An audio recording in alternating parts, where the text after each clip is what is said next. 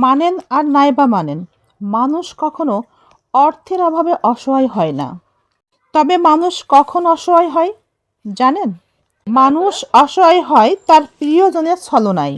যদি নিজের ঘরের গুরুত্ব বেশি না দিয়ে যদি বাহিরের গুরুত্ব আপনার কাছে বেশি থাকে, তবে একটা কথা মনে রাখবেন, আপনি তো সংসারে সুখী হবেন না, সংসারের সুখ থেকে বঞ্চিত হবেন, পরিবারের সদস্যগুলোও কষ্টে থাকবে।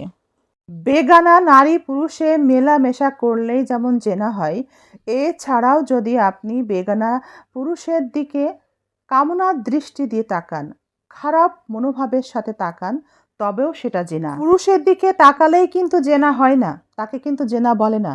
যদি আপনি কামনার দৃষ্টি দিয়ে খারাপ মনের মধ্যে খারাপ চিন্তা করে কোনো পুরুষকে দেখেন বা তাকান, তবেই সেটা জেনা। এই কারণেই আমাদের ইসলাম ধর্মে বেগানা নারী পুরুষের দিকে প্রথম দৃষ্টিপাতের পর দ্বিতীয়বার ফিরে তাকাতে নিষেধ করা হয়েছে। বিবাহিত সম্পর্ক ছাড়া অন্য কোনো বেগানা নারী পুরুষ একে অপরকে অহেতুক স্পর্শ করা, কামনার দৃষ্টি দিয়ে স্পর্শ করাও জিনা।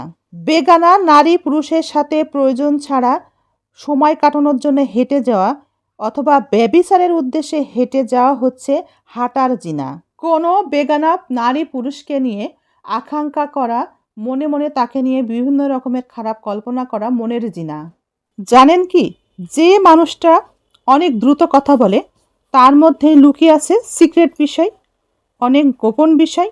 যে মানুষটা অনেক বেশি ঘুমায় সে ভিতরে ভিতরে অনেক বেশি দুঃখী। আবার যে মানুষটা অনেক বেশি হাসে, হাসতেই থাকে, সেই মানুষটাও ভিতরে ভিতরে অনেক দুঃখী।